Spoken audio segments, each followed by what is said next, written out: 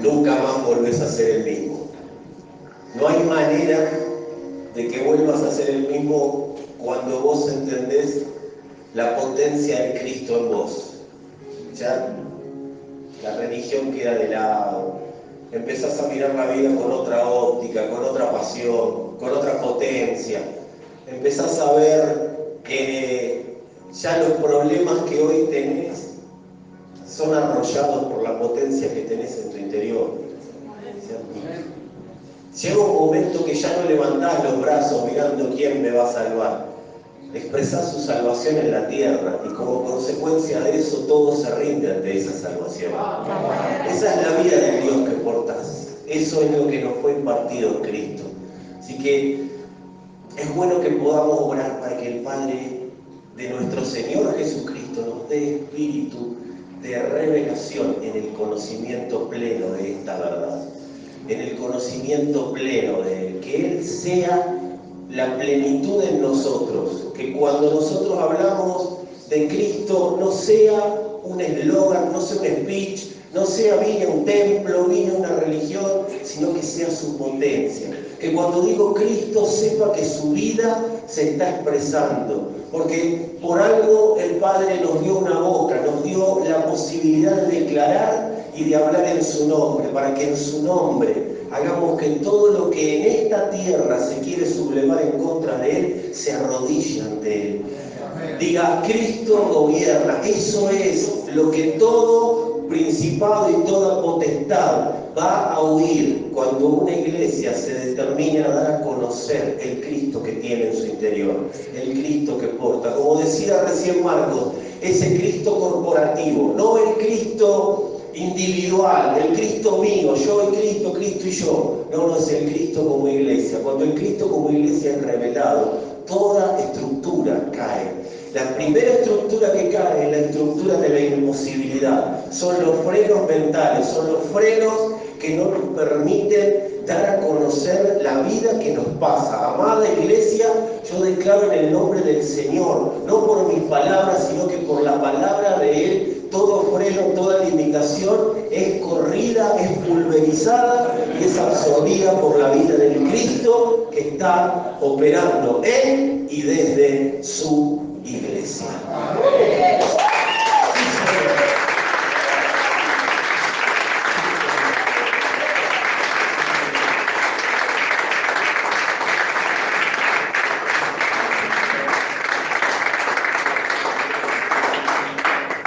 Una de las, no puedes tomar tu lugar si querés. Una de las cosas que se nos tiene que revelar, que tenemos que abrir los ojos, es algo que cantábamos recién, proclamar la dependencia de Dios. Se nos tiene que revelar la dependencia de Dios.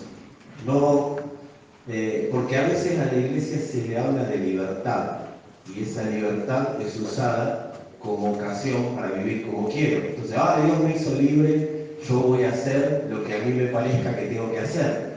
Y la realidad es que la libertad que se nos dio, la libertad que compró la cruz, o mejor dicho, el Señor en la cruz para nosotros, no tiene que ver con una libertad para yo vivir como me parece.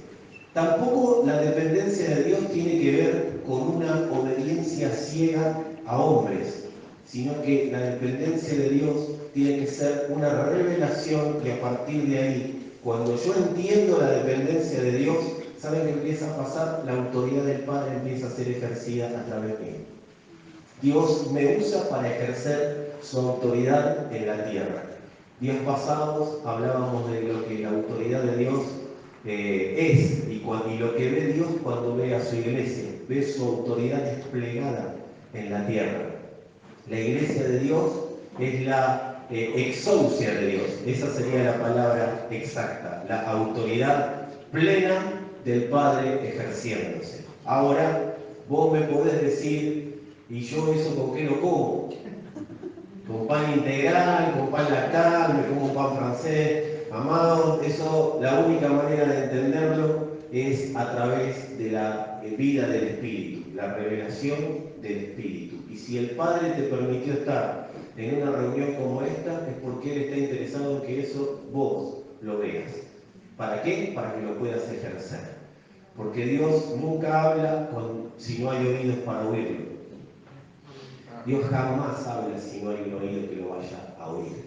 Y cuando Dios nos da la posibilidad de oír, es porque nos da la misma posibilidad de oír, la posibilidad de obedecer.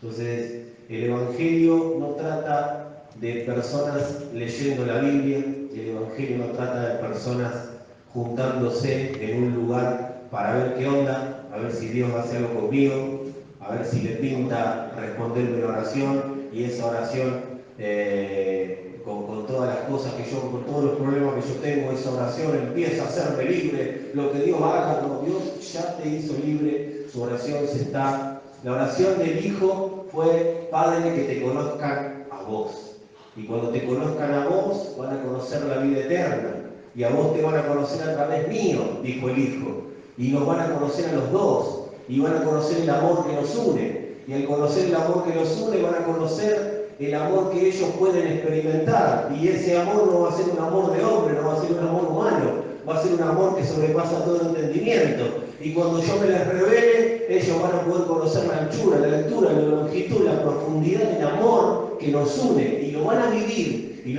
como iglesia, y como iglesia van a hacer retroceder toda obra de maldad que se opone contra nuestro amor. Eso es el Evangelio, es la historia de un Padre amoroso con un Hijo amoroso dándose a conocer. Amada iglesia, Dios tenía tanto amor en la eternidad que se le desbordaba. Entonces dijo: ¿qué hago con todo esto si no me conoce nadie? Y ahí se dio a conocer. Y se dio a conocer, y cuando Él se dio a conocer, su amor se dio a conocer. Nadie que ama se mantiene oculto, porque el amor es para darlo. El amor es para darlo a conocer. Por eso cuando las personas dicen: el amor es un sentimiento, me tienen que amar. El amor es una decisión de dar a conocer todo lo que Dios dio en la cruz para su iglesia. Así que, amada iglesia, estamos reunidos para conocer un poquito más acerca de ese amor, acerca del Evangelio y acerca de las perversiones del amor de Dios. Porque si no conocemos lo falso, a veces es difícil conocer lo verdadero. Por eso el Evangelio es buenas noticias, pero también es malas noticias. El Evangelio es malas noticias para las tinieblas. El Evangelio es malas noticias para Adán, para la naturaleza caída. Porque el Evangelio lo que hace es darle al hombre la posibilidad de ser alumbrado en la vida que se le asignó, en la vida que Dios le dio. Amada iglesia, ¿cuántos están acá? Bueno, saludo a ustedes y saludo a los que están en sus casas y los miran a través del internet. Si estás acá, si estás ahí en tu casa mirando esta transmisión, si esta transmisión te llega en algún momento de tu vida, sea ahora, estamos en el 7 de septiembre del año 2022, uno nunca sabe cuándo puede oír alguien esto, uno mismo, ¿no? Miren las cosas que yo decía hace 10 años, decimos dentro de 10, pero bueno, uno nunca sabe dónde llega. Si estás escuchando esta palabra, si estás al alcance de esta palabra, quiero decirte que Dios te ha autorizado a creer en el Evangelio. Todo el que está al alcance de la palabra de Dios es porque Dios le dio autorización de creer en el Evangelio. Yo no creo porque quiero, creo porque Dios me autorizó a creer en Él. No hay voy a creer en Dios. Cuando yo decido creer en Dios, yo estoy decidiendo creer en mí y decir que tengo un Dios. La realidad es que el que decide que yo crea en Él es Él. Dios me autoriza a mí a creer en Él. Y todo es el que está expuesto al Evangelio. Estoy hablando del Evangelio, no estoy hablando de la Biblia, no estoy hablando de lo que yo crea que es el Evangelio. Todo el que está expuesto al Evangelio de Cristo, o sea, a Cristo mismo, es porque Él le dio la autorización para creer. Así que, amados, a partir de creer empieza una nueva etapa. Y cada palabra a la que Dios nos permite acceder es una palabra en la que nos permite creer. Y cuando Dios nos permite creer, Él dice, yo te permito creer, pero para que seas perfeccionado en ese creer. Vos crees, pero no es crees y se terminó. Creo en Dios y punto. No, tenemos una previa que se llama así. No se trata de creo en Dios y pelearme con los que no creen en Dios y volverme loco por el que no cree en Dios. No, la realidad es que Dios nos da la posibilidad de creer y a partir de creer vamos siendo perfeccionados en ese creer. Vamos aumentando en el creer. Y también tenemos que saber que además de que cada uno de nosotros será perfeccionado por Dios en el creer, también intentará ser estorbado por las tinieblas para que no crea, o para que crea mal. Yo prefiero a alguien que no cree a alguien que cree mal, porque al que cree mal hay que sacarle lo que cree mal para que después crea bien. Y después hay que ver si tiene ganas de creer bien, porque a nadie le gusta pasar por tonto, ¿o no?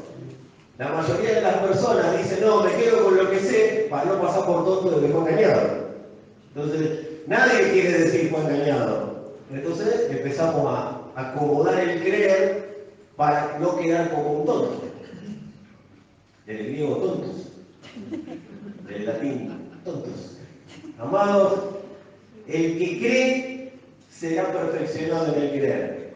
Pero también tenemos que saber que seremos estorbados para creer.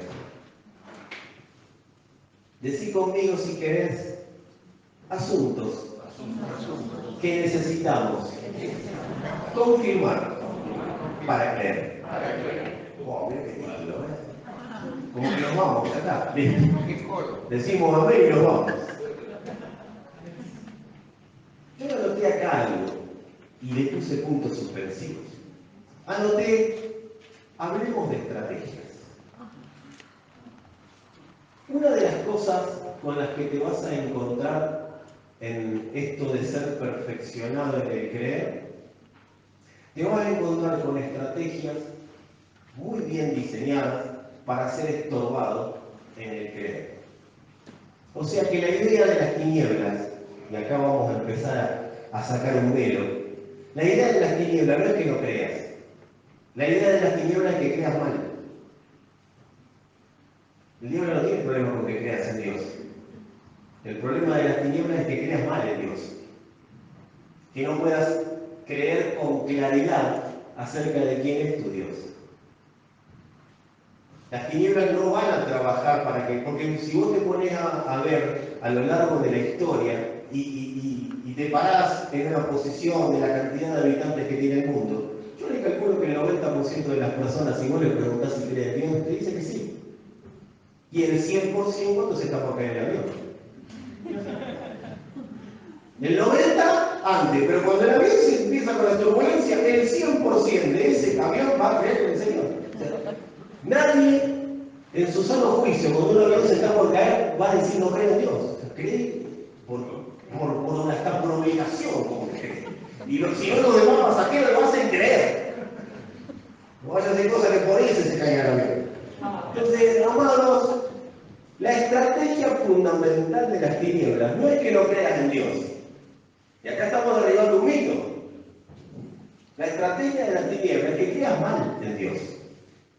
Dice el capítulo 4 de Efesios, después les recomiendo leerlo todo, pero vamos a leer rapidito los textos 14 y 15. Y dice, ¿para qué somos perfeccionados? Y ahí viene. Para que ya no seamos niños fluctuantes, llevados por doquiera de todo viento de doctrina, por estratagema de hombres que para engañar emplean con astucia las artimañas del error. O sea, acá no está hablando de que las estratagemas, o sea, las estrategias, los trucos detrás de los trucos. De eso se trata la palabra estratagema. Es el truco del mago atrás del truco. Es una combinación, como para que no termines de ver claramente cómo te engañaron. Porque vos veas a David Copperfield, no te lo conocen, la de David Copperfield. ¿Sí? Los más chicos, googleenlo. Tremendo mago. Vos lo ves, el tipo hace desaparecer la Estatua de la Libertad. Y vos sabés que te está mintiendo. Lo que no descubrí es cómo. Bueno, ese es el estratagema. Yo sé que por ahí me está diciendo algo, pero ¿cómo? ¿Cómo? ¿Dónde está el truco detrás del truco? Yo sé que hay un truco, pero ¿dónde está el truco detrás del truco? Para que yo lo vea. ¿Qué es el truco? No, no importa. Entonces, dice acá que para engañar usan con astucia las artimañas del error. O sea que no estamos hablando de buscar engañar para no creer. Estamos buscando hacer errar a propósito. De eso se trata ser diablo, de hacer errar a propósito, de hacer errar creyendo que estás actuando bien. Si las tinieblas logran eso, su trabajo está bien hecho, porque se dedican a eso. Es engañador porque lo que hace es estorbar el querer bien. De esa se trata la obra de las tinieblas. Yo... Va. ¡Aló! ¿Qué decíamos así? ¡Aló! Es diablo nosotros. Amados, hace unos días estaba en un éxtasis espiritual. Porque no me creen que puedo estar en un éxtasis espiritual. Y en ese momento estaba viendo a Facundo Campazzo jugando para Argentina contra República Dominicana. Partido de los. Y me agarró un éxtasis. Y pensaba, ¿no? Cuando un equipo de básquet, esto dicho por entrenadores, es superior a otro, siempre gana. No es por ahí como otros deportes, por ejemplo el fútbol, que a veces no gana el que juega mejor. Pero en el básquet siempre gana el que juega mejor. Siempre gana el mejor equipo. Es raro que no gane. Más tarde o más temprano el partido lo termina ganando el mejor equipo. Pero, ¿cómo puede hacer un equipo inferior para ganarle a un equipo superior? O para por lo menos tratar de pelear el partido hasta el final y ver si en la última pelota se lo gana. La mejor manera es algo que los entrenadores de básquet llaman bajar el goleo. Hacer que un equipo que es superior, que está acostumbrado a hacer 120, 130 puntos por partido, haga 60, 70, 80. Bajarle el goleo. ¿Hasta dónde? Hasta la capacidad que le da al equipo que es inferior de hacer tantos. O sea, si mi equipo tiene la capacidad de hacer 70 tantos por partido y el otro 120, yo voy a tratar de bajar al de 120 para que haga 70 u 80 tantos. Y yo voy a tratar de extender mi capacidad para hacer 5 o 6 tantos más. ¿Sí? ¿Me siguen hasta ahí? Eso es lo que se llama en básquet bajar el goleo. Bajar, defender de tal manera que el otro no pueda hacer la cantidad de puntos que hace habitualmente. Eso es una estrategia. Es una estrategia de juego. Es la estrategia de alguien inferior para detener al superior. Yo creo que ustedes son muy sabios y están viendo hacia dónde vamos. Ahora, si el equipo superior está concentrado, el equipo inferior es muy difícil que pueda y logre bajar el goleo. ¿Qué hace el equipo inferior? No solo usa una estrategia de marca, usa una estrategia que ensucia el partido. Corta el partido, hablan, le hablan a los rivales, tratan de sacar a los rivales del juego, porque son inferiores. Entonces, ¿qué hace el inferior? Trata de que el superior se desconcentre. Si se desconcentra, logran el objetivo, y el otro empieza a bajar el goleo. O sea, usan estrategias para que el otro no pueda desplegar todo su poderío. Eso pasa en este deporte muchísimo. Ahora, ¿qué pasa con el equipo superior muchas veces? entra a la cancha sabiéndose superior, pero subestimando al equipo inferior. Entonces el equipo inferior logra dos cosas, o lo hace de dos maneras: trabajando estrategia, pero también haciéndole creer al otro que ya tiene el partido ganado. Entonces, ese equipo superior entra desconcentrado y entra, cuando uno se desconcentra, empieza a generarse que la estrategia del otro empiece a tener una victoria por sobre mí. Mirando al alguno y decirle, concéntrate, si querés. Ahora, si el equipo superior entra concentrado, sin subestimar al rival, va a ganar. Porque ya está determinado por la capacidad que tienen sus jugadores que ganará. Pero a veces, decí conmigo, a veces, y esto es para los equipos de básquet, ¿sí? Acá no pasa ni pasará ni volverá a pasar. Pero a veces el equipo superior subestima al rival. Entonces pierde. Y ahí uno dice, ¿cómo puedo perder contra él? Porque subestimó. ¿Pero qué empieza a pasar en esa subestimación? Cuando el inferior ve que la estrategia que implementó, que el otro lo subestimó, y encima ve que la estrategia que implementó empieza a funcionar, y el otro empieza a tirar tiros, y erra, y pierde pelota, y los ve desconcentrados en la cancha, cuando ese equipo inferior ve que la estrategia resulta, ¿saber lo que pasa? Agarra confianza. Entonces, de emparejar para abajo, empezó a sentirse superior. Y agarró esa confianza y ahí dice, ¿cómo puede ser que este tipo hace 3 partidos en un desastre? Mirá cómo juega. Porque agarró confianza. Y paralelamente, ¿qué le empieza a pasar al equipo superior? Empieza a perder confianza. Empieza a retroceder en esa confianza. Entonces, tira y erra, se empieza a cansar más rápido. Cuando pierdo la confianza y soy un deportista de élite o de alto rendimiento, si yo pierdo confianza me empiezo a cansar, porque mi cabeza empieza a jugar de una manera y le transmite al cuerpo que está cansado de errar, está cansado de ver correr a los demás y no poder pararlo. Entonces, es lo que en los deportes se llama dejó agrandar al rival. De eso se trata las estrategias de emparejar para abajo. ¿Qué le pasa al equipo superior cuando empieza a perder confianza? Bueno, retrocede. ¿Y qué es perder confianza? Dejar de creer quién es. Yo pierdo confianza cuando dejo de creer quién soy. Cuando dejo de creer quién soy, la confianza se me va al piso. Entonces, lo que antes hacía de taquito, ahora no me sale.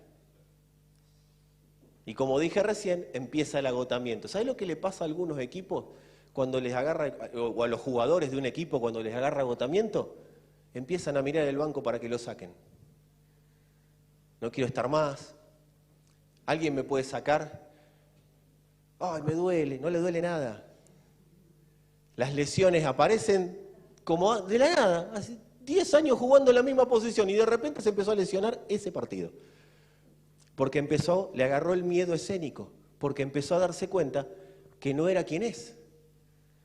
Sigue siendo la misma persona ese jugador, el equipo sigue siendo el mismo equipo poderoso, pero lograron pegarle a la confianza.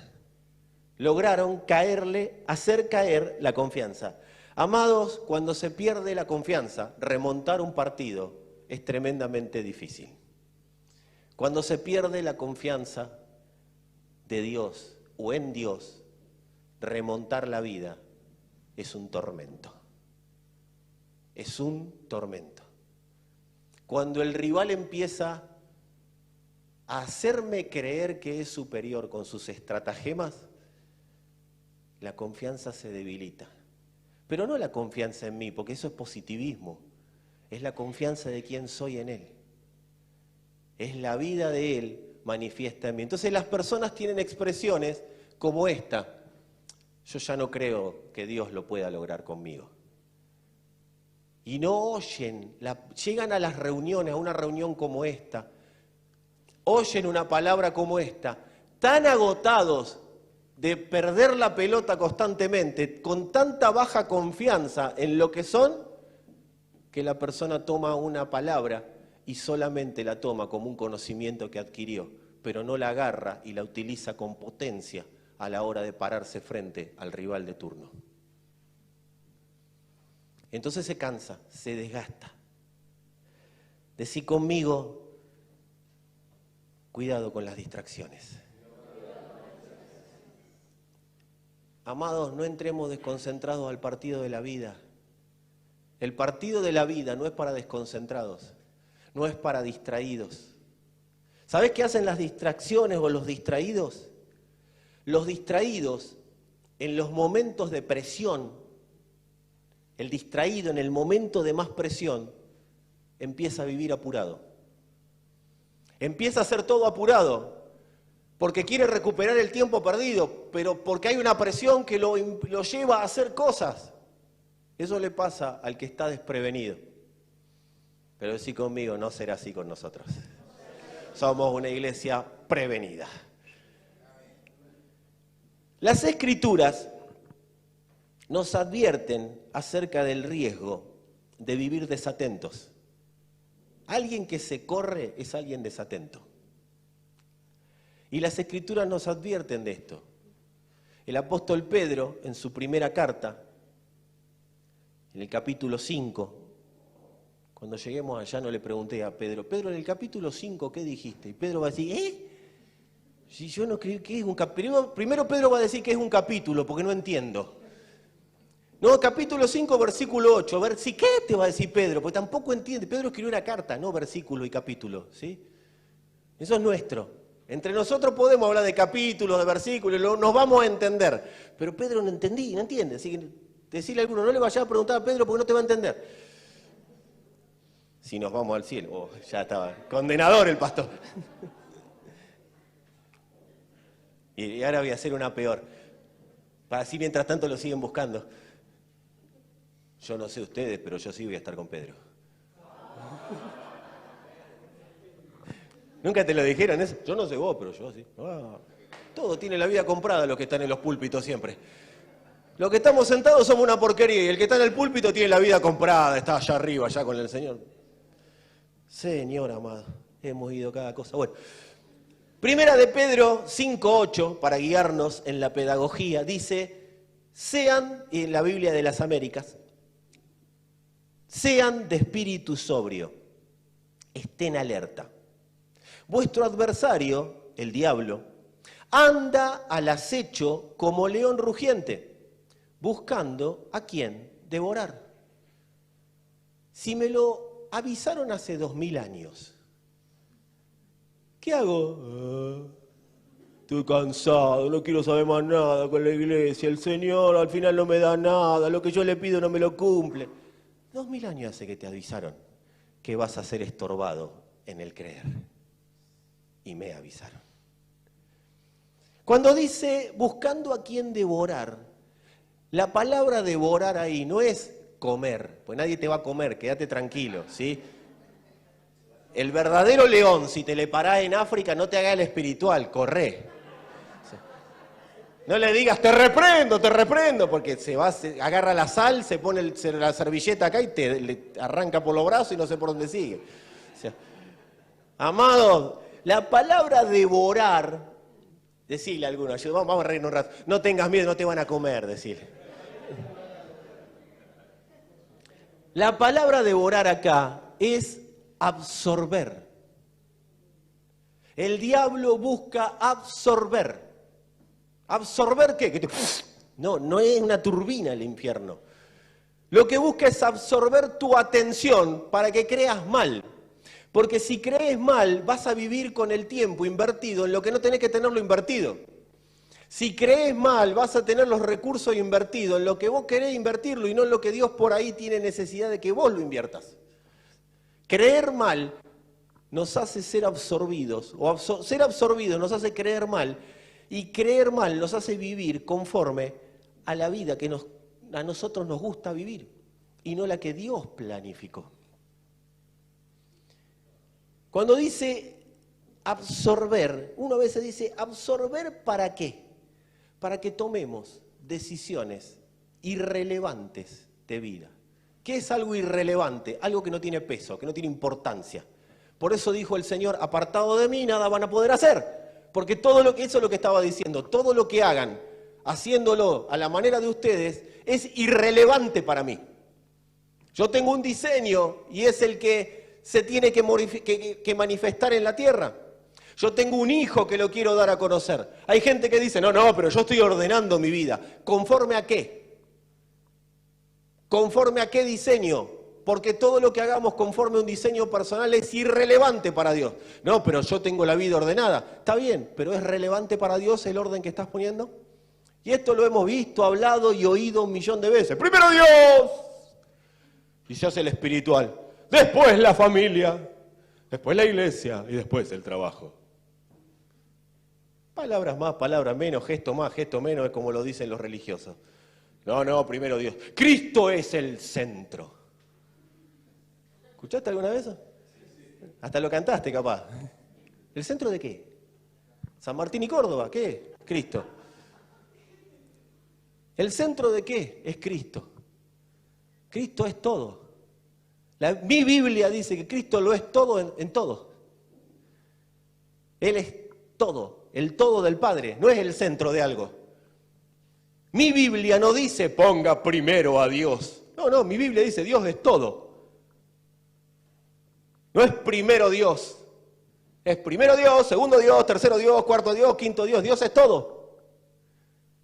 Porque el que dice primero Dios, después esto, y después lo escuchás decir Dios es todo para mí. Pero ponete de acuerdo. Porque lo estás poniendo en fileteado. Dios es todo. No hay un primero Dios, segundo, tercero, cuarto, quinto. Porque si hoy es primero Dios y mañana puede ser tercero Dios. Dios no quiere estar en ninguna lista, te lo quiero decir. Segundo mito que vamos a reventar en esta noche. Vamos a reventar en esta noche. Amados, Dios no quiere estar en ninguna lista. Eso es religión, eso lo ponen los hombres. Dios no le interesa ni tu lista ni mi lista en el orden de prioridades. Dios quiere todo. Porque Él es todo. Y Él dio todo. No anda buscando, a ver cómo estás ordenando tu vida. Dios no está así con el dedito, cómo estás ordenando tu vida. Si Cristo está en mí y yo estoy atento, yo voy a saber cuál es el próximo paso que tengo que dar en la vida. Dios no busca que tomemos decisiones irrelevantes. ¿Cuál es el orden? ¿Quién me dijo que tengo que ordenarme así? Empezamos tranquilos. Como que me quieren hacer callar. Amados, la idea de las tinieblas es que tomemos decisiones irrelevantes en la vida, o sea, vivir fuera de diseño. ¿Cuál es el punto? Que vivas salvo.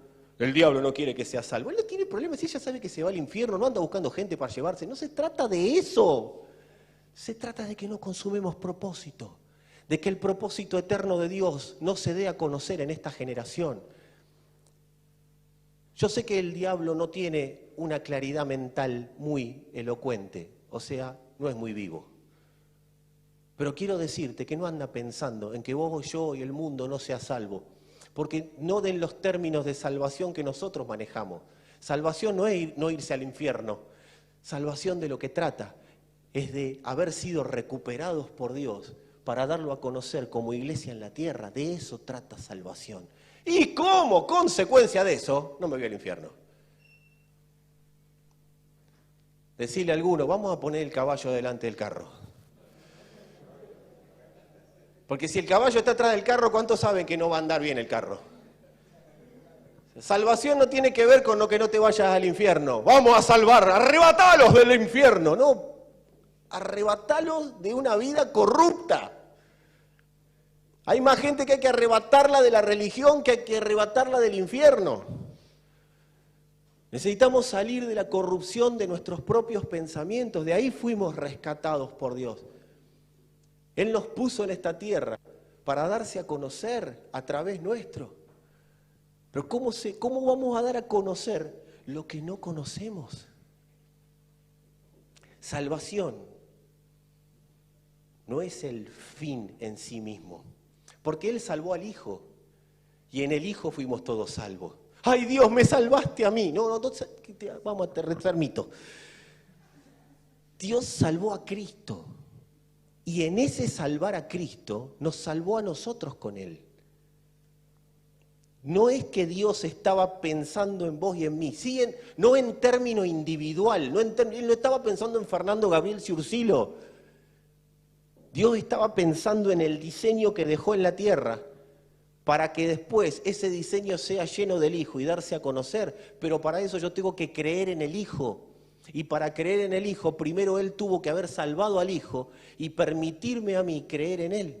¿Cómo? Porque Dios salvó al Hijo. Y es el primogénito. Todo lo que primero hizo con el Hijo, después vendrá y será con la iglesia. Decirle a alguno, no te enojes todavía, que todavía no vino lo peor. Iglesia, tenemos que procurar no ser salvos, pero errantes. ¿Qué es alguien errante? Alguien que vive sin propósito.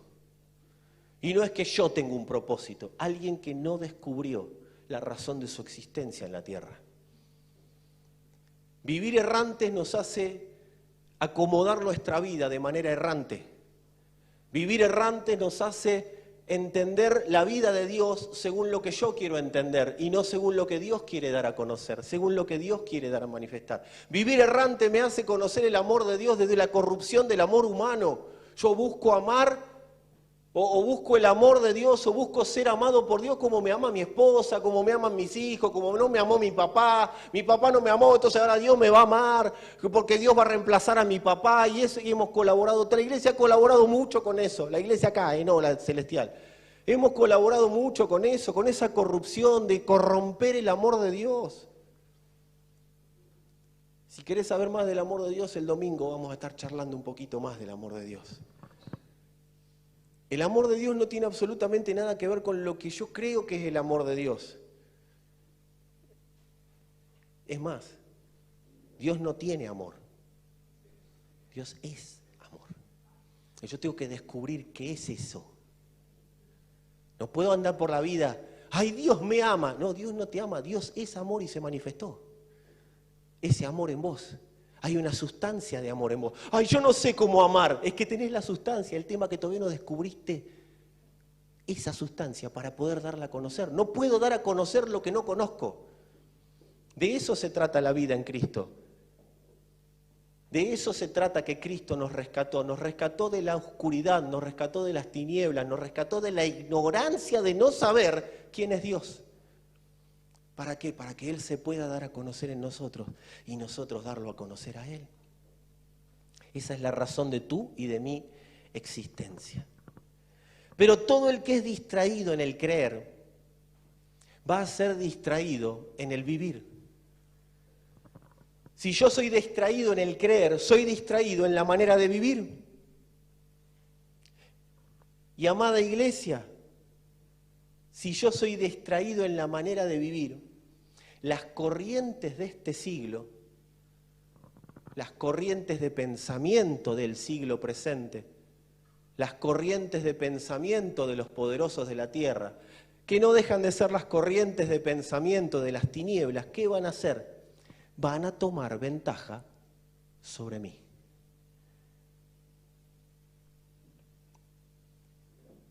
Van a emparejar para abajo, para que yo no sea esa iglesia gloriosa que Dios ya dijo que somos. Se busca emparejar hacia abajo. Quiero hacer una salvedad acá. Vamos a hacer un paréntesis, pero tiene que ver, ¿sí? Quédense con el emparejar para abajo, pero vamos a volverlo a agarrar en unos segundos, porque necesito hablar del diseño del alma. El alma fue diseñada para ser gobernada por el Espíritu. ¿Cuántos saben eso? Y si lo sé, ¿por qué no lo vivo? El alma fue diseñada para ser gobernada por el Espíritu. ¿Ustedes saben cómo apareció el alma en la tierra? El alma es la conjunción de dos sustancias, barro y aire. Y me quedo acá y me van a quedar mirando toda la noche. El alma fue creada a partir de dos sustancias. Una sustancia es el barro. ¿El hombre no fue formado del barro? Ajá, bien. Pero dice la Escritura que sobre el barro se sopló aliento de vida. Entonces, el alma es lo que nació en la conjunción entre barro y aire. Es el Espíritu de Dios y el barro humano. Eso dio como resultado alma. Si lo querés hacer matemáticamente, alma es igual a barro más soplo de Dios, más aire del Espíritu. Eso es el alma. ¿Para qué fue creada? Para ser gobernada por el Espíritu. Y que el Espíritu dé a conocer a través del alma lo que Dios habla en la eternidad, para traer una porción de eternidad a nuestros días, o a los días de cada alma. Por eso el alma fue diseñada como una herramienta de expresión del Espíritu. ¿Qué ha pasado? El alma fue corrompida por las corrientes de pensamiento de todos los siglos que vinieron a partir de la creación del alma. ¿Por qué? Porque el hombre se distrajo. ¿Por qué el hombre comió lo que no tenía que comer y eso empezó a corromper su alma? Por una sola razón: se distrajo. El pecado no viene si antes no hay distracción. ¿Y qué es pecado? Andar errante en la tierra, por más propósito que esté dando vueltas alrededor mío. ¿Quién está en pecado? El que anda errante. Vos podés ser un religioso bárbaro, no hacer absolutamente nada, ninguna de las cosas que dicen las obras de la carne, vos podés decir, yo no hago ninguna de esas. Pero podés estar errante en la tierra. Porque aquel que consuma a propósito es aquel cuya alma está gobernada por el Espíritu. ¿De qué se trata la obra de las tinieblas? De absorber mis pensamientos para colaborar en la corrupción de mi alma. El Hijo de Dios se manifestó para deshacer las obras de las tinieblas. ¿Cuáles? Las que corrompen el alma del hombre. Y no se trata de lo que hago, porque yo no soy lo que hago. Se trata de que lo que hago es producto de no haber creído lo que soy en Él. O sea, yo no soy pecador. Yo soy alguien que por causa de estar distraído permito que la corrupción le gane terreno a la santidad del Espíritu en mi alma y me lleve a actuar conforme a lo que las corrientes de este siglo quieren que actúe.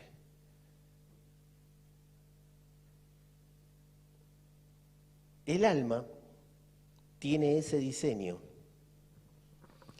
y las distracciones son utilizadas para corromper el alma. ¿Qué es corromper el alma? Yo te voy a decir en términos que todos manejamos. Corromper el alma es sobornar el alma. No, yo no acepto sobornos. ¿Seguro? Porque las distracciones sobornan el alma para evitar que sea gobernada por el Espíritu. Esto es como decirle al árbitro, cobrame un penal, dale. Hay un sobrecito al final del partido. El alma es el árbitro entre el espíritu y la carne. corromper el alma es irla a sobornar para que haga lo que la carne quiere que haga. Por eso cuando le digo corrupto a alguien, tengo que ver si primero yo no me dejé sobornar por las obras de la carne. ¡No, estos políticos corruptos! Agarran sobres de todos lados. ¿Y Boca cuándo juega? El domingo. El alma siempre va a intentar aceptar los sobornos. La religión es un gran sobornador. Pero no la religión del que está parado hablando, esa es también la religión del religioso que tenemos dentro. Y si me permiten sus oídos un rato más, por lo menos vamos a desenmascararlo. Después veremos qué pasa. Si lo vamos a dejar seguir operando o no, ya es una cuestión que de acá del micrófono yo no puedo hacer nada. Cada uno verá si sigue aceptando sobornos. Pero por lo menos vamos a desenmascararlo. Amados, las distracciones quieren evitar, o mejor dicho, las tinieblas a través de las distracciones quieren evitar que despleguemos la plenitud de la autoridad de Dios en la tierra. El soplo del Espíritu es la autoridad de Dios en la tierra. Así que decirle a alguno que tengas al lado, no te sientas tan importante. Y decirle así, porque el tema no es con vos. El diablo está sobre mí. Sí, pero eso es una escala menor. El problema es que no es con vos. Cuando creo que es conmigo, estoy aceptando soborno. Porque me victimizo y me individualizo. El tema de las tinieblas no es con nosotros. El tema es que no se reproduzca en la tierra lo que Cristo diseñó para reproducirse a través de su iglesia. La corrupción no es para que el diablo te endemonie. Es para que no se reproduzca, no se despliegue en la tierra lo que ya el cielo dijo que sos. Una reproducción de la autoridad de Dios. No sé, yo diría amén acá y me voy. Era lo más potente que tenía para decir. Si querés, bueno, vamos a buscar algo más, a ver si encuentro acá en el apunte. Y acá es donde empieza a tomar un poco de relevancia dos temas que quiero tratar. O sea que todo esto fue introducción. Uno de los temas que quiero que podamos entender, más que tema, no le pongamos temas, saquemos temas. Dos principios que es necesario empezar a evaluar. Porque si lo tomamos como un tema 1, tema 2, tomate 1, tomate 2, o sea, tómatela. Y ahí arrancamos con el diablo afuera y ya está. Amados, acá es donde toma relevancia el estudio de las Escrituras. A ver, el estudio de las Escrituras no nos va a salvar. Las Escrituras no te van a salvar, ni a vos ni a mí. Hay un viejo meme, bueno, yo lo transformé en meme, pero la realidad es un viejo, no sé cómo decirlo, una vieja historia. El diablo, cuando te ve agarrar la Biblia, empieza a temblar. Y cuando te ve abrirla, sus rodillas empiezan a temblequear. Y cuando la lees, empieza a huir. Amado, el diablo no va a huir porque te leas la Biblia. Hitler la leía de tapa a tapa, la predicaba cuando daba su discurso y sin embargo hizo las burradas y barrabasadas que hizo en la tierra. O sea, y hasta hoy sigue el legado de ese descerebrado, por no llamarlo de otra manera. Total no está, así que no me puede venir a decir nada. Amados, no se trata, en el nombre de la Biblia se han hecho las cruzadas, en el nombre de la Biblia se ha matado gente, o sea que no se trata de que el diablo no tiene problema que vos y yo leamos la Biblia, que la prediquemos, que la proclamemos. No se trata de eso. El problema de las Escrituras es que si bien no nos van a salvar, pero tienen información que nos ahorra tiempo. Cuando vos lees un libro, lo que está haciendo el autor, salvo que sea una novela, pero un libro en el cual vos puedas instruirte, lo que está haciendo el autor es ahorrarte tiempo. ¿Por qué? Porque es producto de una investigación o de una vivencia. Entonces viene el autor y te dice, te conviene vivir así porque yo ya estuve en otras maneras de vivir y si vos vivís así vas a vivir mejor. Yo te estoy transmitiendo mi vivencia. Entonces lo que hace la Biblia es presentarnos información para que ahorremos tiempo. La mayoría de las personas usan mal el tiempo que la Biblia te quiere ahorrar y me quiere ahorrar. Ay, a mí me cuesta leer la Biblia. Bueno, entonces te encanta perder tiempo. Porque tenés tiempo que ahí te lo ahorra. Yo hay cosas que no entiendo de la predicación porque no leo la Biblia. Porque si yo leo la Biblia, la predicación y mi identidad en Cristo se me va a hacer más fácil de entender. Decirle a alguno, no te están hablando a vos. Las Escrituras nos ayudan a leer mejor el plano cuando nos lo presentan. Eso hacen las Escrituras. No te salvan la vida, pero te ayudan a leer mejor el plano. Si viene la palabra de Dios y vos tenés estudio de Escritura, no lectura, estudio de Escritura, te va a ser más fácil la comprensión de la palabra de Dios. El Espíritu tiene más herramientas para hablarte y para hablarme que si no las tuviera o que si no la leería. Esto es similar a lo que puede hacer un arquitecto. A ver, yo puedo leer un plano, cualquiera puede leer un plano. ¿Cuántos saben que cualquiera puede leer un plano? O agarra un plano, decía, acá está el baño, porque dice baño, acá está la cocina, acá está el comedor. Sí, cualquiera puede leer un plano, pero no cualquiera puede ejecutar un plano. Porque si yo me pongo a construir una casa, lo más probable es que en 15 días se derrumbe. Además, no llegamos ni al primer ladrillo. Yo veo a veces los chicos para hacer un agujero miden de punta a punta, y yo digo, pero haceme el agujerito más o menos. No, el que sabe se pone a medir, le pone, ¿cómo se llama? El nivel, el famoso nivel.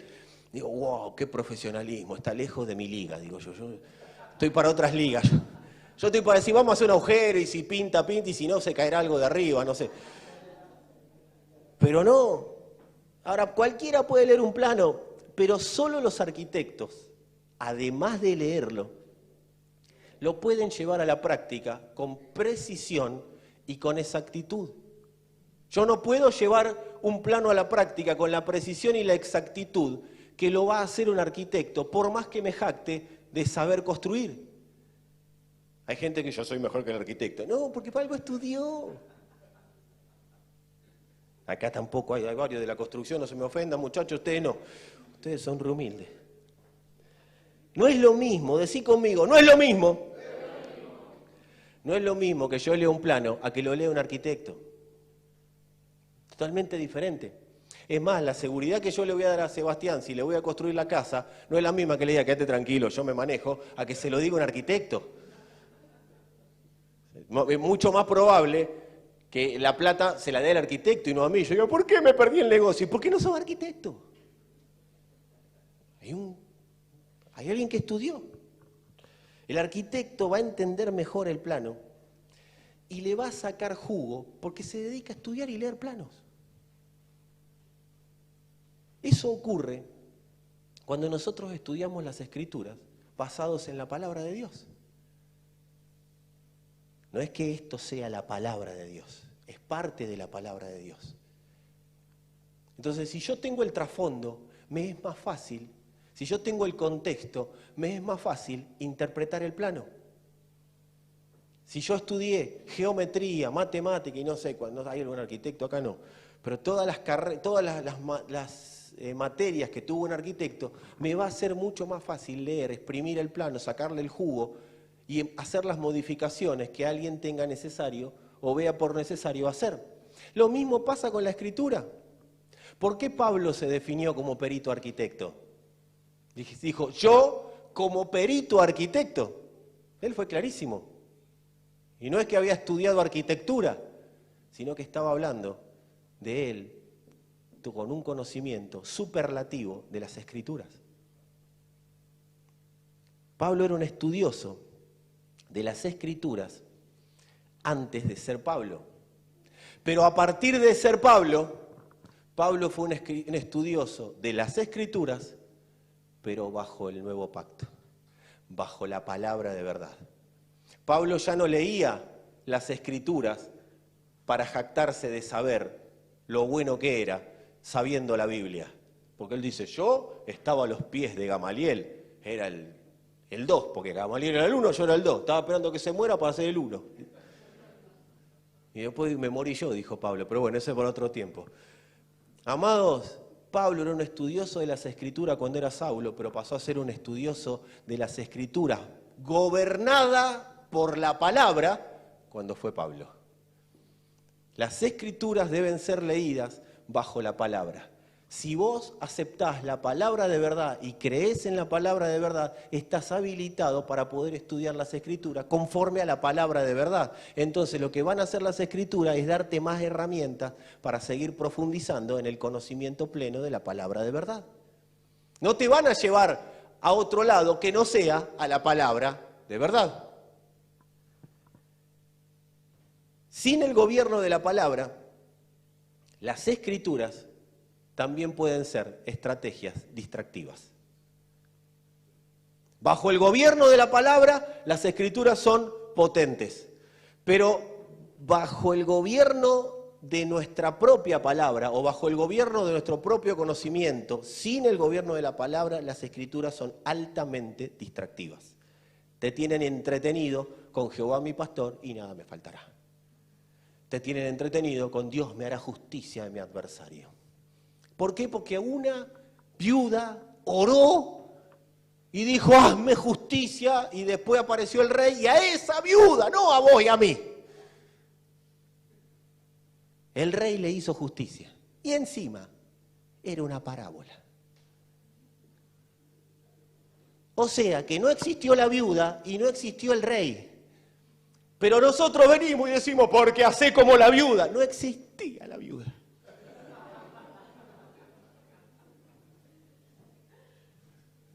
Eso es leer las Escrituras bajo la luz de mi propia creencia. Porque yo necesito creer que Dios me va a hacer justicia de mi adversario. Entonces la leo como a mí me gusta. Se están ofendiendo. ¿Hay alguien que se está ofendiendo por esta palabra? Haces bien, ofendete. Ahora te voy a decir por qué. Las Escrituras son distractivas porque generan, sin el gobierno de la palabra, porque generan arrogancia. Y al generar arrogancia producen separación del cuerpo de Cristo. Porque Dios da gracia al humilde y resiste al soberbio. ¿Qué crees que es resiste? ¿Sabés lo que es resiste? Separa. Vos ahí y yo acá. Cuando te humilles, estamos de vuelta en la misma sintonía. Mientras seas soberbio, vos ahí y yo acá. Entonces estamos separados. Seguí leyendo la Biblia, pero tenés un velo metido adelante tuyo. Eso es lo que le pasó a Israel. Por eso apareció Pablo y le dice, cuando el velo se caiga. Cuando el velo se les caiga. Leer las Escrituras fuera de pacto es ponerse un velo. Es generar arrogancia. Es separarme de la expresión de Dios en la tierra, o sea, su iglesia. ¿Puedo estar en una congregación y estar separado? Sí, en la congregación podés estar juntos, separados, conviviendo, no sé, se acepta todo. Pet friendly, lo que vos quieras, somos acá. Dije pet por no decir otra cosa. Que vos quieras, te aceptaba, la congregación agarra todo, la iglesia no. Esto es al revés. Ay, Dios me acepta como soy. Sí. Como sos te deja llegar.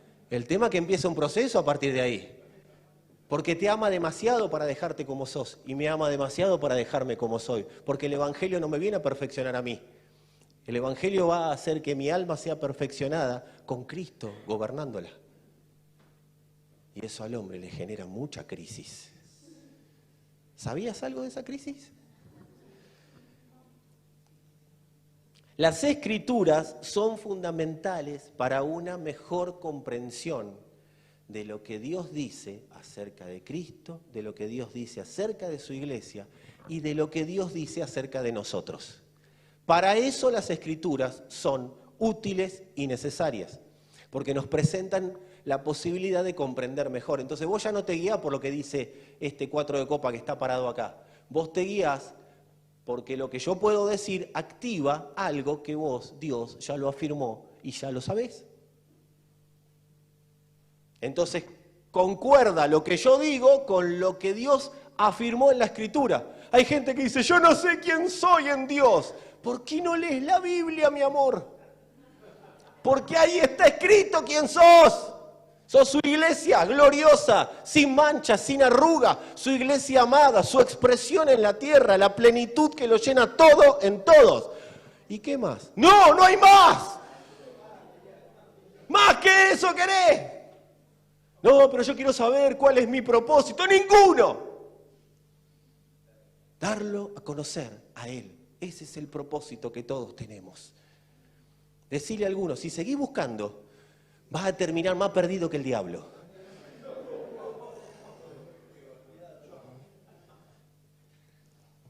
A veces tiene más brújula el infierno que nosotros. Porque el diablo sí leyó las Escrituras y ya sabe quién es. ¿Y dónde termina? Tiene origen, destino, propósito. Ya todos sabemos que es el engañador. O sea, sabemos más del diablo que de nosotros mismos. Ahí está escrito, decile a alguno, ahí, acá está escrito. Como hay uno solo que tiene Biblia de papel acá, agarren sus celulares, pongan www.bibliagateway.com y digan, mire, acá está escrito.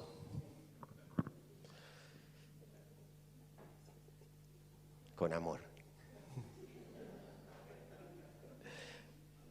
Amados, las Escrituras las estudiamos, mientras obviamente oímos la palabra de verdad. No es. Yo tengo la palabra de verdad incorporada, entonces me pongo a leer la Escritura y me pongo a estudiarla. ¿Y por dónde arranco? Y arranco por el Nuevo Pacto. ¿Por dónde voy a arrancar? Porque todo el Antiguo Testamento, que ahora no se lee más el Antiguo Testamento, ¿no? Esta pregunta perversa, que si alguno la tenía en su mente, acabo de destruir esa posibilidad de preguntarlo. Amados, el Antiguo Testamento sí se lee para conducirnos a Cristo, pero se lee desde la revelación del Nuevo Pacto. Yo tengo que leer el Antiguo Testamento sin distraerme. Ay, pero Dios es un genocida, mataba a este, mataban a aquel, mataba... No, amado, no te distraigas con pavadas de las corrientes de este siglo. Fíjate dónde está Cristo en cada uno de los libros del Antiguo Testamento. Porque hay una manifestación, una expresión de Cristo en cada uno de esos libros. ¿Y pero por dónde arranco hoy? Arrancá por Hechos, arrancá por el Nuevo Pacto, arrancá por la revelación de Cristo. Quería arrancar por Apocalipsis, arrancá, pero no arranqué por Apocalipsis y te me haga el apocalíptico. Porque Apocalipsis significa revelación. Nosotros le pusimos Apocalipsis, pero la palabra Apocalipsis es revelación. ¿La revelación de qué? De los tiempos finales, porque se van a morir todos y todos van a quedar bajo la nube de fuego. No, amado, es la revelación de Jesucristo. ¿Cómo leo las Escrituras? Arrancá por sacarte el velo. Es la revelación de Jesucristo. ¿Qué es revelación? Un velo que se corre para que yo pueda ver con claridad. De eso se trata. Es más, yo recomiendo, empiecen por Apocalipsis. Sí, pero es un libro escatológico, porque después nos aprendemos las palabritas cuando vamos a... Es escatológico. Amado, salí del lógico. Porque cuando Apocalipsis ocurre en nosotros, Apocalipsis es para que ocurra en nosotros. Hay una revelación que ocurre en nosotros. Se corre el velo, se abre el escenario y arrancamos en el principio Dios. No puedo pensar en el principio Dios si primero no se corrió el velo, porque voy a creer de Dios lo que a mí se me ocurra que es Dios. Yo necesito creer bien. Lean lo que quieran, pero bajo la luz de la palabra.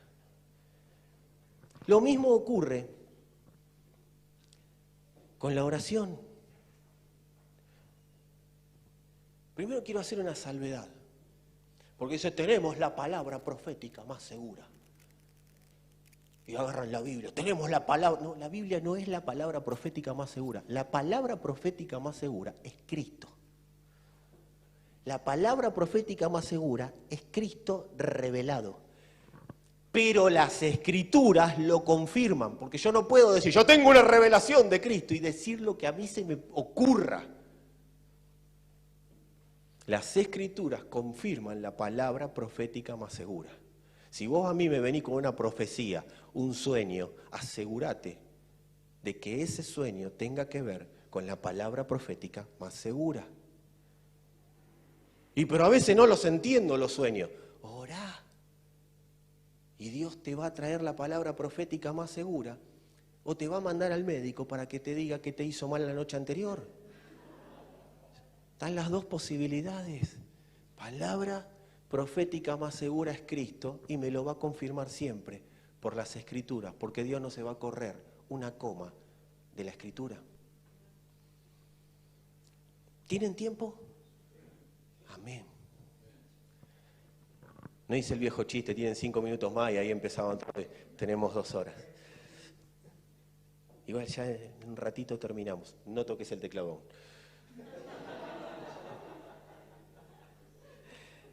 Amados, lo mismo ocurre con la oración.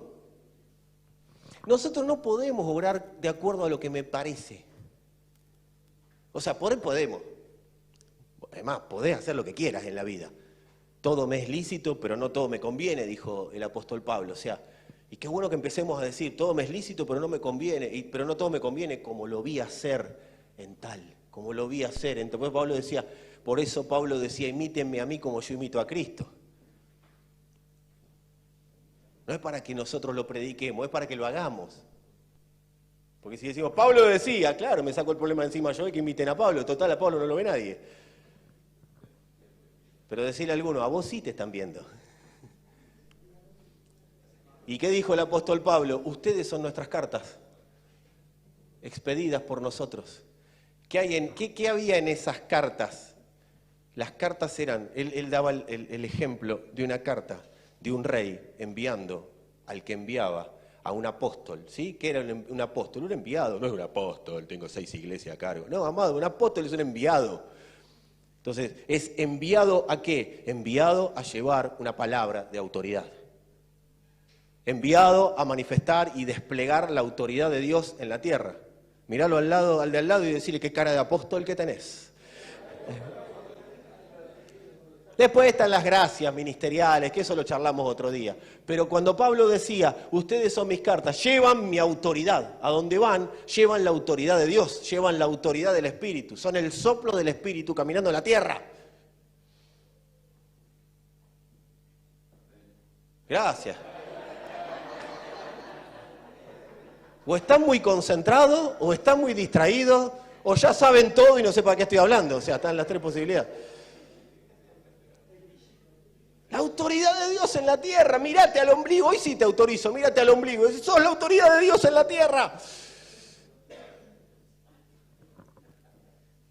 Así que no oramos lo que queremos, oramos o deberíamos orar con las notas de lo que vamos asumiendo de la palabra. O sea, no sé, cuando la palabra se manifiesta, ¿en qué cabeza cabe después irme a orar para que Dios me bendiga? Señor, conforme a tu palabra de verdad, y ahí, claro, lo que pasa es que si no ni siquiera me anoto el título, ¿cómo voy a orar? Por eso es bueno profundizar, por eso es bueno volver a mirar la palabra y anotar, y con eso que anoto es lo que Dios quiere que ores. Señor, ¿por qué cosas oro? Por lo que yo quiero, no por lo que vos querés. Porque si orás lo que yo quiero, vas a ver mi poder manifiesto en la tierra.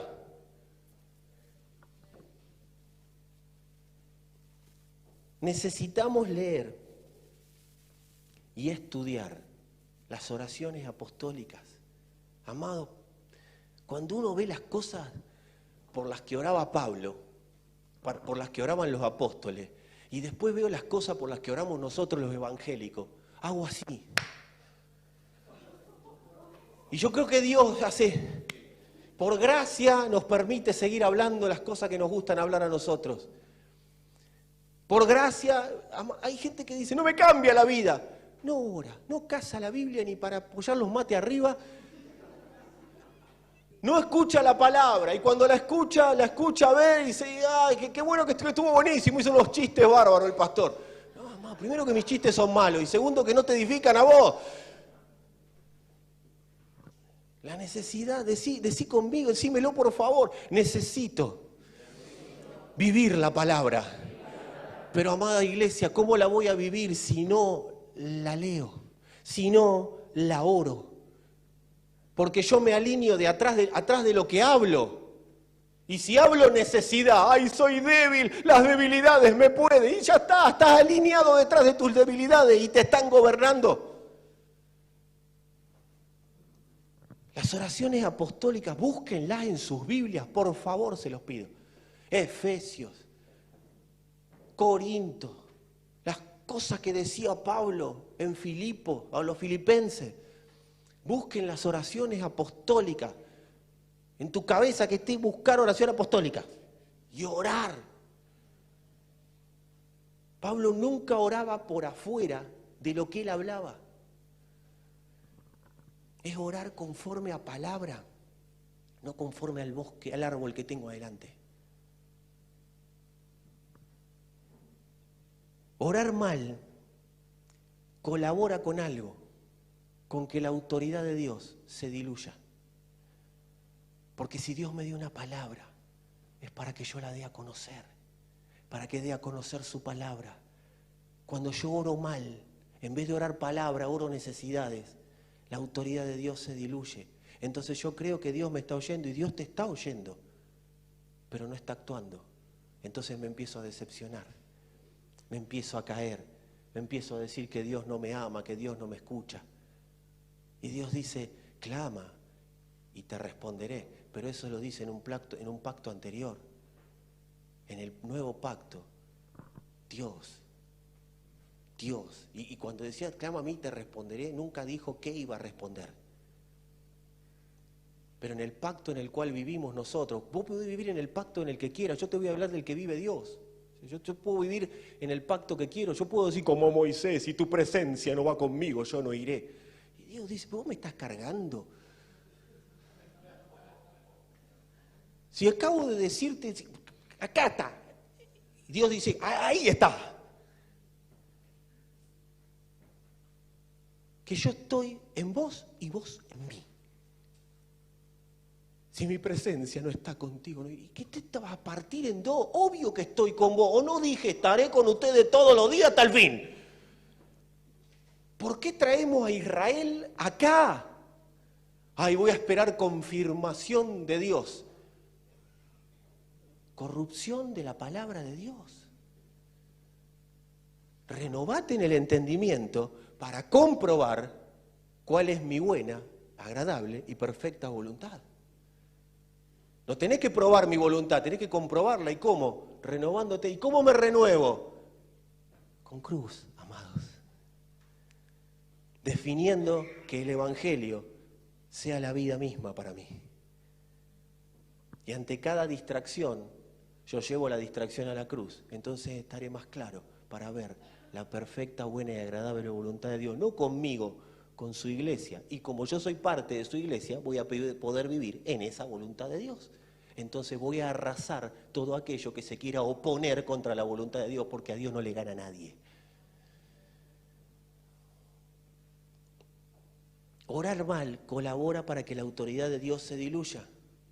Y hemos permitido nosotros, y hemos colaborado para que esto pase. No, porque hay cada pastor, hay cada creyente. Hay cada pastor manipulador, hay cada creyente manipulador. Porque para que se pare un manipulador acá, tiene que haber un manipulador ahí. Hemos sido exportadores de manipulación. ¿Querés que te diga una manipulación que hemos hecho? Convertite o te vas al infierno. Eso es manipulación. Eso es sembrar terror, eso es sembrar miedo. Dale a Dios y Dios te dará. Eso es manipulación. Y Dios dice, ¿yo qué? Así está Dios. Más le dé a Dios, más Dios le va a dar a usted. Trompada te voy a dar a vos que estás diciendo eso, dice el Señor. Ahora, que hay un movimiento a través de la siembra que produce una cosecha, es verdad. Pero eso no tiene que venir una manipulación a decírmelo. Eso es una vida que me está pasando y por esa vida yo entiendo que todo lo que hago es Cristo en la tierra. Y como el Señor dice, mi palabra no volverá vacía, sino que hará todo aquello para lo que la envíe, listo. Por causa de que lo que de Cristo estoy sembrando en la tierra, de Cristo estoy cosechando en la tierra. Y como todo se sujeta a Cristo, el sistema se sujeta a Cristo y todo lo que está en esta tierra se va a sujetar a Cristo, los recursos vendrán a mí. Pero no significa que porque doy, Dios me da. Es más, ni a Dios le doy yo. Le damos al funcionamiento de la iglesia para que la iglesia siga caminando. ¿Vos te crees que Dios necesita tú y mi devaluado 1.000 pesos? Si yo fuera Dios diría, esto me tráeme por lo menos €1, hermano, pero... Si cuando llegues acá se devaluó 700%. No me sirve ni para empezar, dice el Señor. No se sientan mal, sigan dando el de 1.000, ¿sí? Pero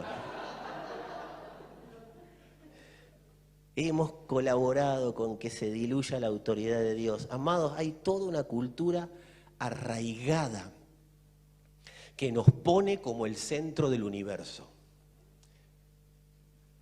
Es perversa esa cultura de que todo lo Dios lo hizo por y para vos y para mí, es perverso. Dios no hizo nada en términos humanos por el hombre. Lo que hizo Dios a favor de la humanidad fue recuperarla para que Él pueda tener su diseño expresado en la tierra. Él había diseñado que a través del hombre se iba a dar a conocer, a través del hombre transformado en iglesia, o sea, de Cristo encarnado. Cristo reencarnado es la iglesia. No esto que tenemos acá, sino Cristo reencarnado es la iglesia, por eso es el cuerpo. Y Él definió manifestarse así. En su gran amor nos dio el propósito de vida. Pero hay toda una cultura que nos pone a nosotros en el centro. Todo apunta a tener un Dios personal. Déjenme terminar porque esto es fundamental. Si no quieren que termine, yo voy a terminar. Ustedes si se quieren ir, váyanse, no hay problema.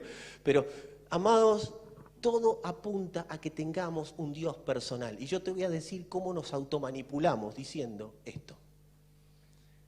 Tenés que tener una relación personal con el Señor. Si yo en vez de decir esto hubiera dicho, ¿cuántos tienen una relación personal con el Señor? No sé si no nos llevamos una sorpresa y hacemos una estadística de 100, 200, levantando la mano acá, allá, en la cámara, por todos lados. Amados, tengan una relación personal con el Señor. Eso queda lindo, pero es perverso. Porque Dios no quiere tener una relación personal conmigo. Él intima con su iglesia, no con Fernando. Si Fernando es iglesia, Dios intima con Fernando. Pero no es Fernando aparte de la iglesia. Yo no tengo una relación personal con Dios. Yo tengo un vínculo corporativo con la iglesia y por eso tengo un vínculo con el Padre.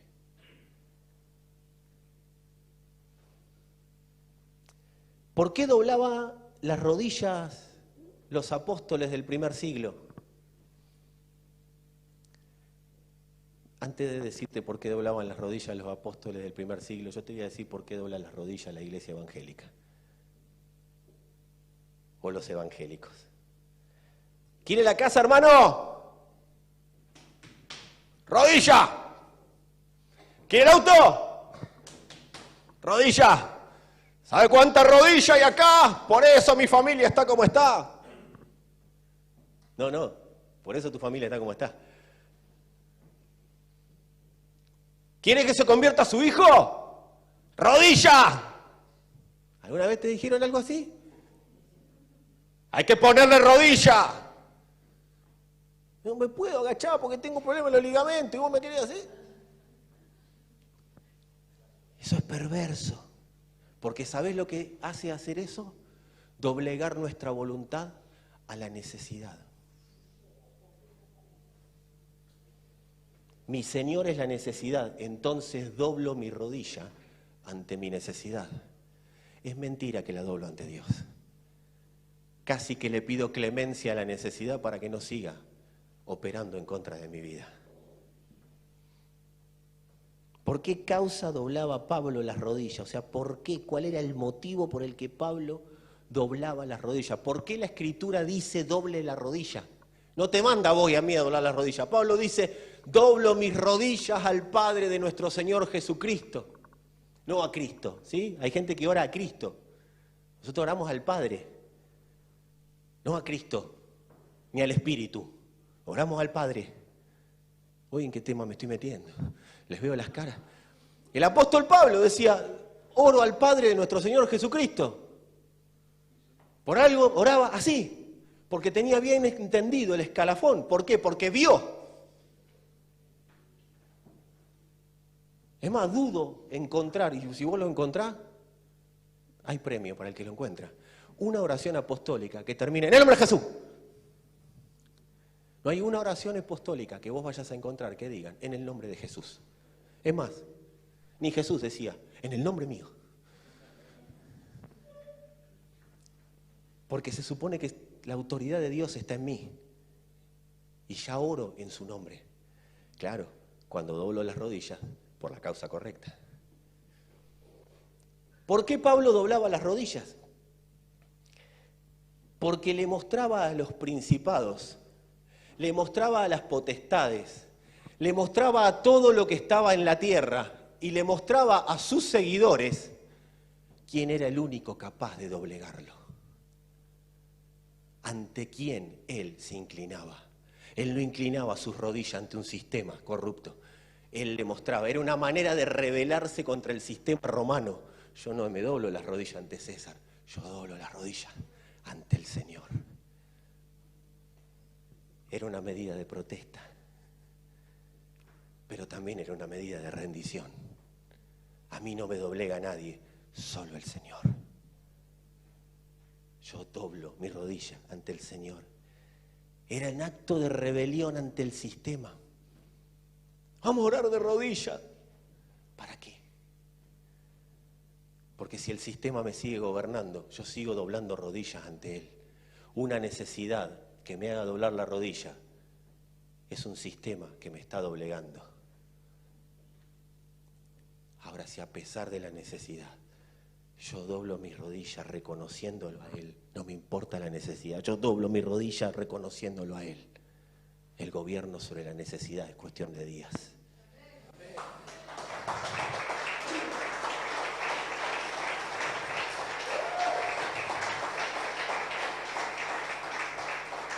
Esto es lo mismo cuando oramos al Espíritu, oramos a Cristo, no sabemos a quién le oramos. Es mezclar así, ensalada de papa con dulce de leche y vinagre. Hay gente que ora así, y si hay acá, no es peyorativo, no es que te esté cargando, sino que es momento, porque, a ver, hablar no nos va a cambiar la vida, ¿sí? Pero sí empieza una transformación. Porque me voy a alinear detrás de lo que hablo. Y hay gente que ora, Señor Jesús, yo te pido. Oro al Padre de nuestro Señor Jesucristo. La oración es al Padre. Señor Jesús.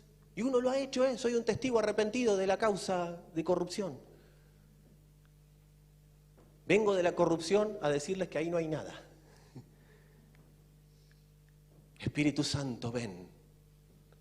A mí me manda el Padre y ya estoy en vos. No me uses para crear clima y que la gente llore. No me uses para creer que por eso vas a ser más espiritual. Porque soy espíritu y soy palabra. Y si vos hablás la palabra de Dios, yo me voy a manifestar. Porque mi obligación es que vos conozcas y expreses toda verdad. Pablo oraba al Padre de nuestro Señor Jesucristo. Y como les dije recién, hermano, yo no tengo registro.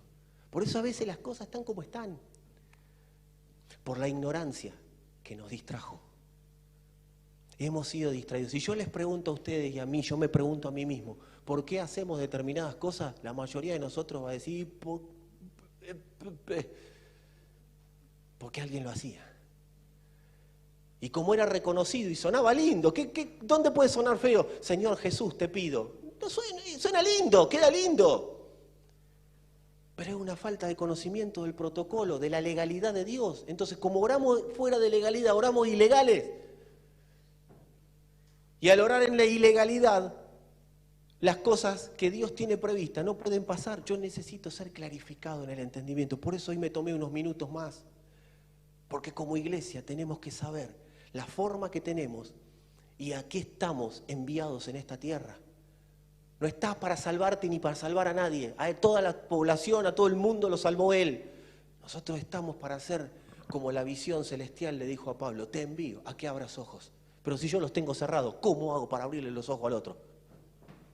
Y le mete los dedos en piquete, le hace.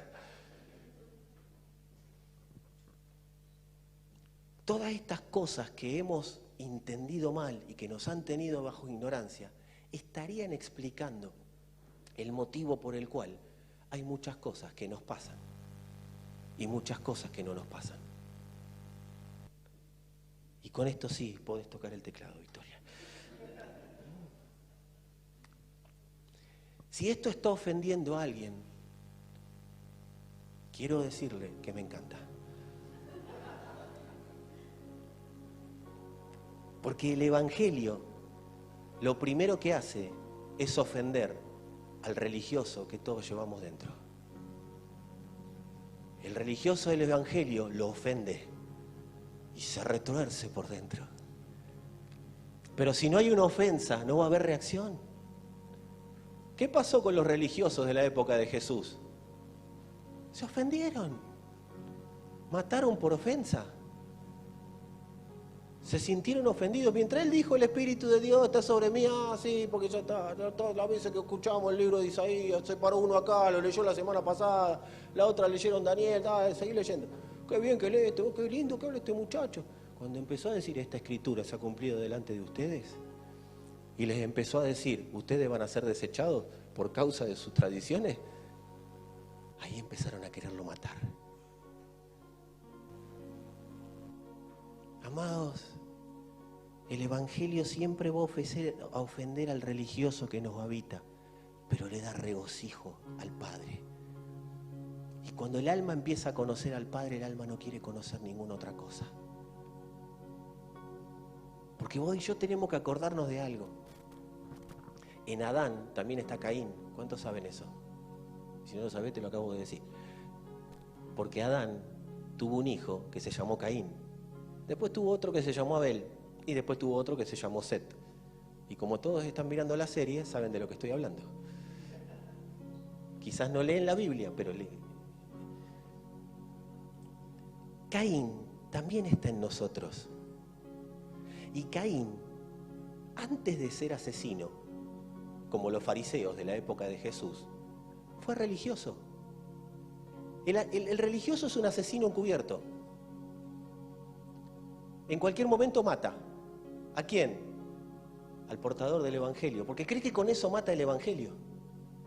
Con eso detiene el Evangelio. Pero el Evangelio no se va a poder detener, porque algo temporal nunca va a poder detener algo eterno.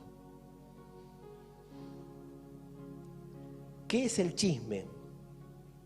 El chisme es Adán ofendido, conspirando contra Dios en el alma y sobornándola con distracciones religiosas. El chisme no es Alberto y yo hablando mal de Sebastián. Esa es la medida más pequeña de chisme. Chisme, que lo hemos hecho varias veces, Alberto.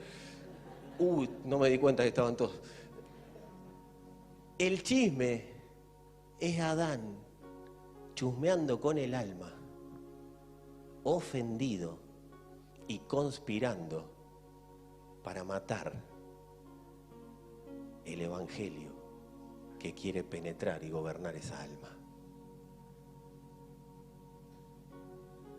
Caín ofrendó por lo que su genética corrupta le decía.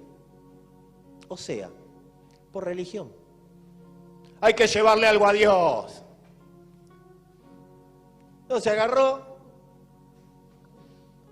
el Caín de hoy. ¿Cuánto tengo? 5. Bueno, le llevo 1. Caín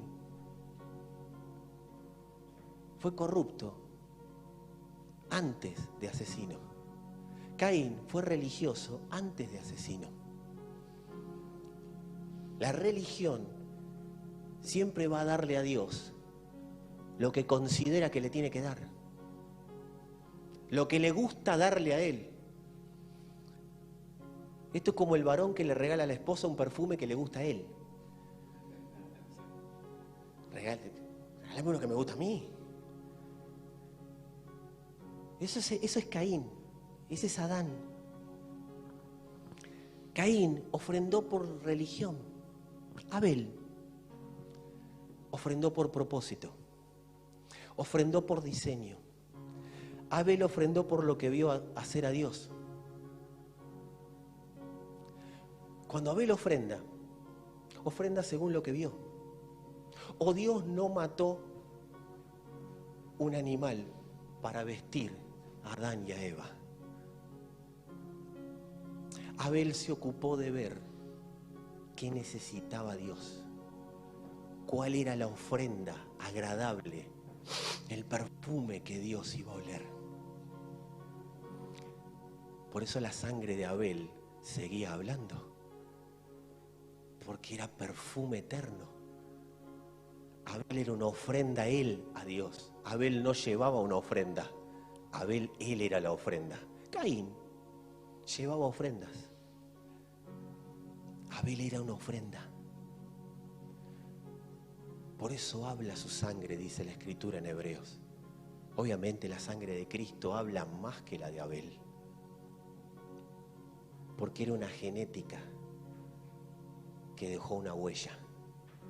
Iglesia, podemos ser unos religiosos bárbaros o podemos ser la expresión de una genética que deje una huella en la tierra, que haga actuar a Dios sí o sí, no en la necesidad, sino que lo haga aparecer de una vez por todas en la historia para que su propósito eterno sea consumado en una generación.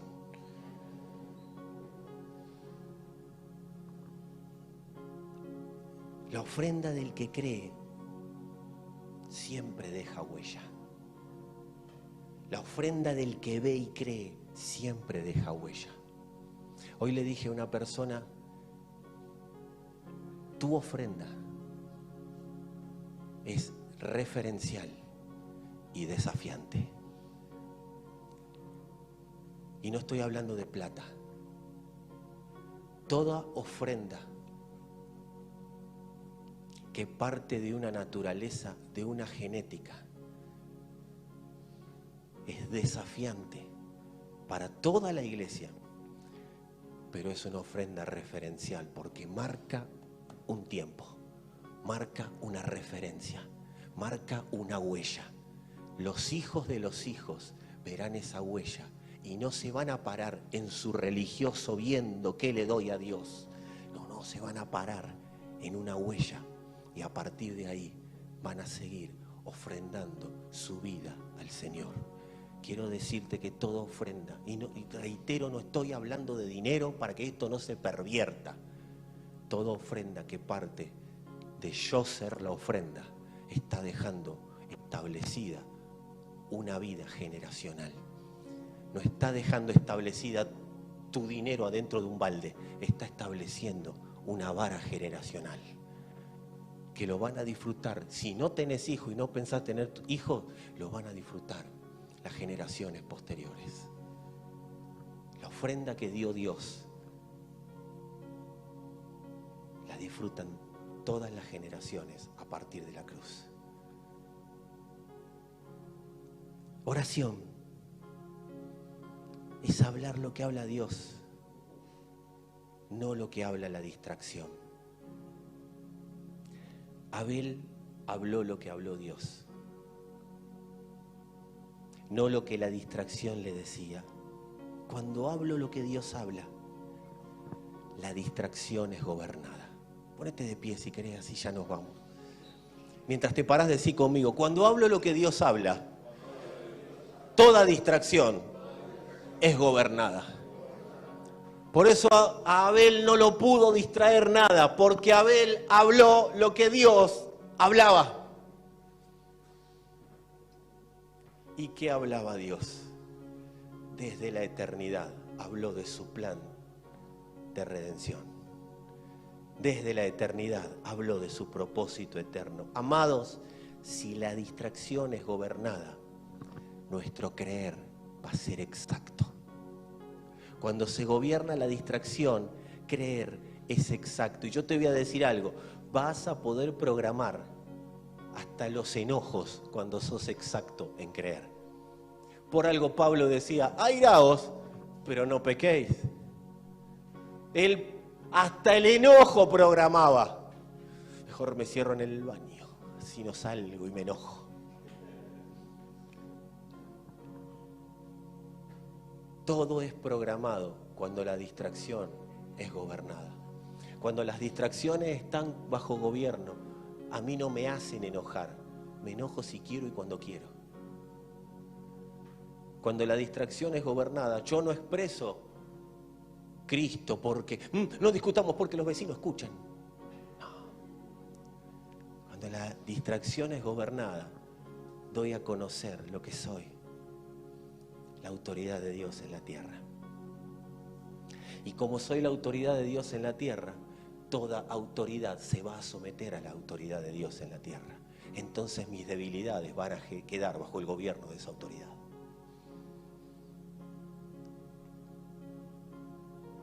Los enojos, las distracciones, amados, yo sé que se van a gobernar.